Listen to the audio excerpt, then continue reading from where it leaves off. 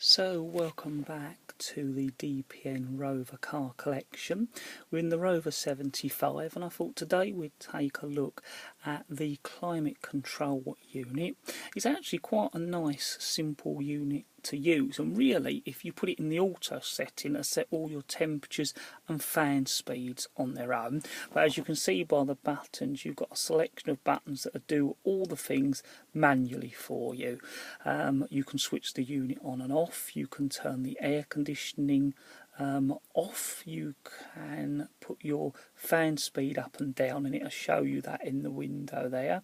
You've got your air distribution button, so you can alter it to blow through the front vents, the demist vents, or of course the floor vents. You can alter it to centigrade or Fahrenheit, so your temperatures at each end of that display. Of course you've got the auto button, the air recirculation button, and it'll show you the setting there, your front demist and your heated rear window. Now the way this works is that if you have it in the auto setting and then you alter your fan speed or the air distribution, they then come out of the auto settings, so the rest will still carry on in auto mode and it will change it as the computer requires, but the things you've altered will then stay in manual mode and sit as they are when you altered them.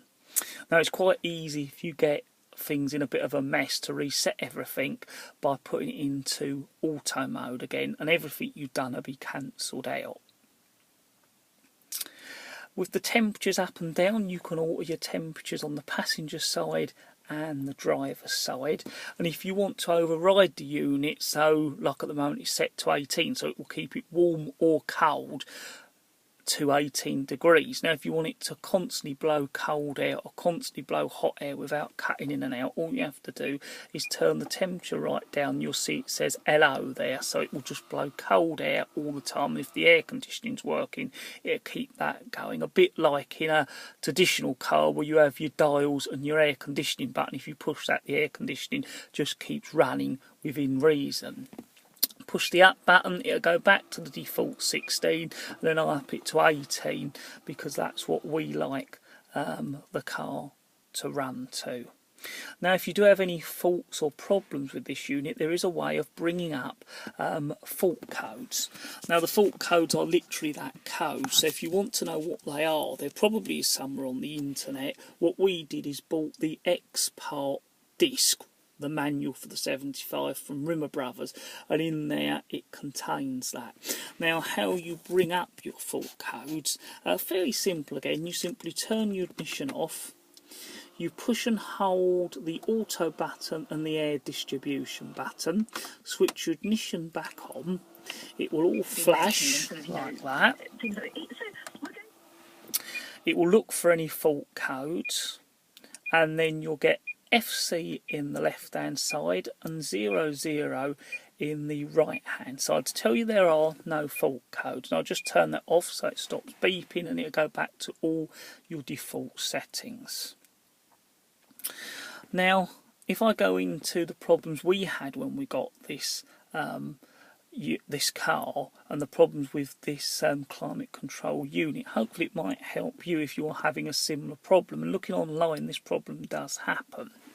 Now the codes we first got up were code 21 and 22, and they tell you that the sunlight sensor has gone wrong left and right. Now when you switch this car on, where you see the temperatures, which on this are set to 18, you'd get an ER. Now we thought by doing the codes and it coming up with code 21 and 22 it must be the sunlight sensor, so we changed the sunlight sensor, and the sunlight sensor is on your dashboard. You can see there's just a little bobble there, so we changed that, but the ER stayed on the right and left hand side where your temperatures are, and when you did the fault code you still got fault code 21, 22 sunlight sensors.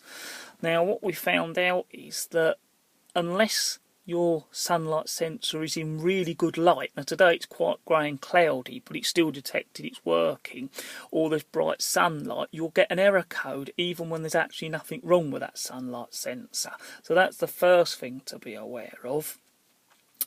And what we found out is that that error sign can appear even if there are no fault code problems, because what we found out is that there was a fuse blown, a fuse in the fuse box, which is underneath your glove box. If I bring you down here, right underneath there's a little panel. There's two like big plastic screw slots that you can do with a coin. You undo them and drop it down and you gain access to the fuse box.